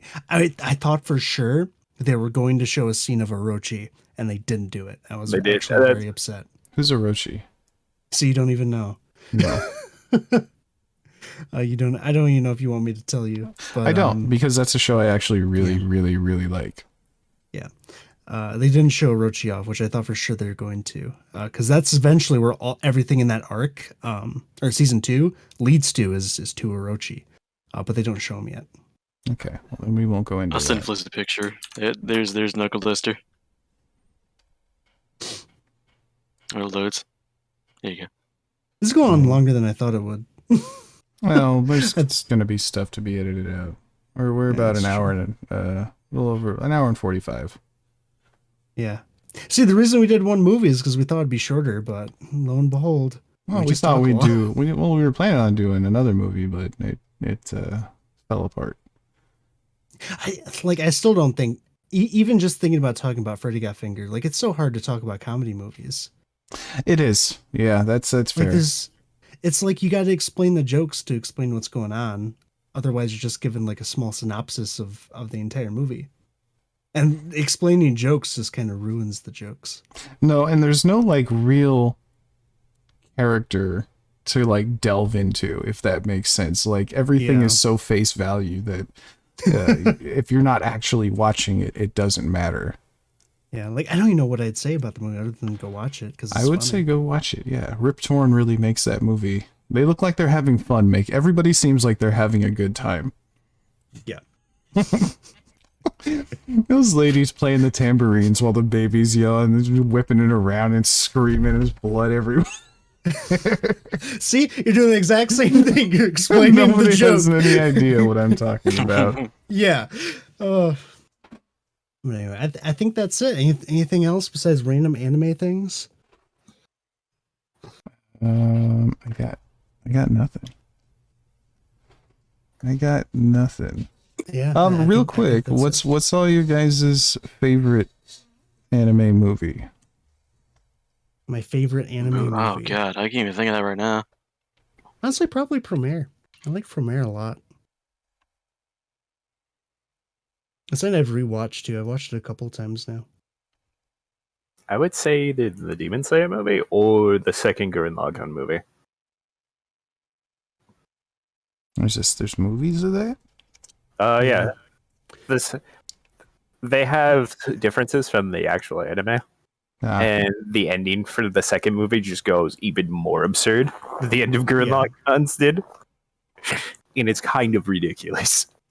I think that's the only reason to watch that movie. I've never actually seen the full movie itself or the first movie of Gurren Lagann. Yeah. But Gurren Lagann's pretty good. I imagine the movies would. There's be enough pretty good changes too. in the second movie that it's worth watching. You would probably have a good time watching the entire movie. But the first movie, the only real major change is the end. So like the last 15, 20 minutes, the last fight scene. But yeah, I think Promare for me is probably the one I'd call my favorite animated movie. For me, it's just a great time because it's literally Studio Trigger. It's celebrating Studio Trigger. And they make the most Studio Trigger movie ever. Battle of Gods is probably runner up for that though. I Actually, kind of I've heard somebody talking smack about Battle of Gods earlier, and I was like, that's like the one I sat through and paid attention to the whole time. Like the last couple Dragon Ball Z movies have been pretty dope. Yeah, I liked Battle of Gods a lot. Battle of Gods Resurrection probably. F is good too. Resurrection F is on a lower standard than Battle I of didn't Gods. like as much as either of the other two, Broly's or Battle of Gods, but I did enjoy it. I think for me was Battle of Gods kind of put this like standard in my mind for what Super was going to be. Because what I really liked about Battle of Gods was the fact that they were actually fighting. Like it wasn't just, their arms are moving and legs are moving so fast you can't see them. Like they're legit actually fighting each other. And then the series just goes back to the old Dragon Ball Z of, they're just smacking each other back and forth. To be fair, Super in his first few episodes is super rough compared to later. That's So, true. Like the difference between the Battle of Gods like adaptation and the Tournament Power is pretty significant. Not Yeah, that that's true. I just got I kind guess of I like, set my standard too.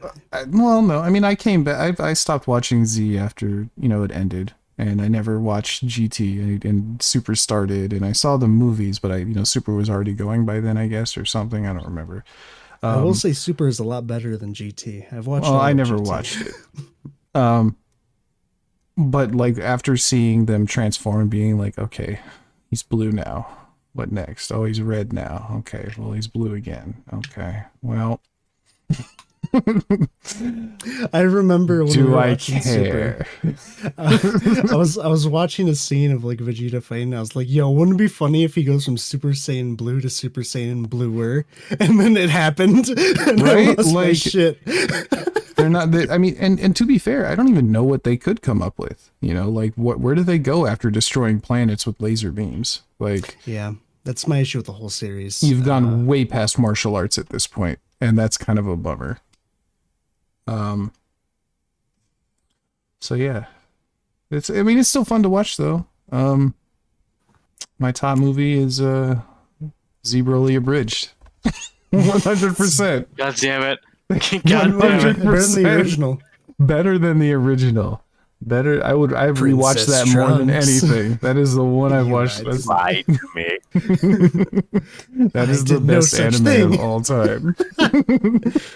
I want them to do a abridged series of this movie. Please, Team 4-Star, if you're out there, I need to see it. Oh, that would be fantastic. Don't even do any of the other Demon Slayer stuff. Just do it based on seeing this alone and nothing else. I Watch think this that movie. Don't watch any of the rest of the series. Oh, Just do what you they can. actually just reviewed Mugen Train as of 4 hours ago. Oh, see, it's happening. But don't go watch them. Listen to us. Come back. Let's come back. Come back. I know you left already, but come back. No. All right. Like this is Uh, a fucking live stream. Well, Yeah, go check out Fliz's Twitch. yeah, check out my Twitch. It should be working again by the time this comes out. I'm still so Look at sad it. because you did. Oh. That's all right. He got punched so hard in Fighter's Z, killed his hard drive. I Goku. swear, at some point we gotta watch like strong. a really bad anime so we can all laugh at it.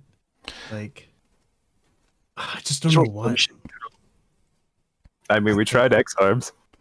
We did watch that. But Yeah, I it was- didn't watch too X-Arm much wasn't of it. even. It wasn't even like that terrible. It was just the animation was trash. Like Goddamn. the story, I was kind of like, all right, whatever. Like it was pretty Yeah. bog standard. I remember Yep. like going to read the manga while we were watching, and the manga is actually pretty good. I think it's just the animation just murders that show. But still better animation than Ruby. No, Yeah. no, I would say that Someone gets knocked back, at least they that. actually animated them rolling. They didn't fucking spin the model. That's true. Sometimes I the would model s- didn't move. I would say the animation for Ruby is probably better. Not that it's a high standard, but it's better than X-Arm. It's more consistent. Yeah, I think Yeah. Ruby's pretty crappy. It is. I mean, I'm not saying it's good. I'm just saying it's better than X-Arm. Fucking stickier, man. I gotta make you watch Ruby at some point, Fliz. You I gotta think see my that's pain. an interesting idea. We'll go ahead and I'll watch. I'll have no context for any of it, and I'll just watch like the latest episode Dude, of you're Ruby. gonna be like, what the fuck? And Because I then you was like, guys what can the fuck? explain it to me. I'll sit there quiet the entire time. I won't make a sound. I won't question anything, and then when we're done, you guys can tell me what the fuck is going on. You say this, but I know for a fact you're gonna be like, what the fuck? You start That laughing. actually sounds like a good idea. Do we want to make him watch like season 8 and just not say? I am Make a- not watching Oh the my whole season God. of that.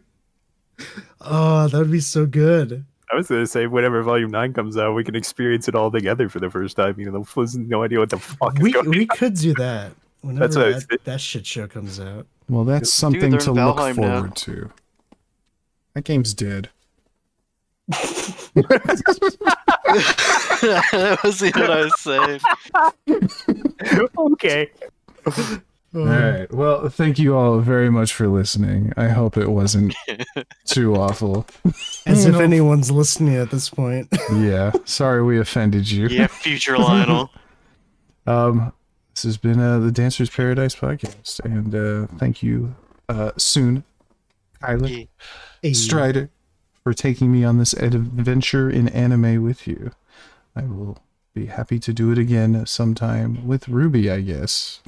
Oh, God. Not ready. He's the one looking most forward to it. That's the funny part.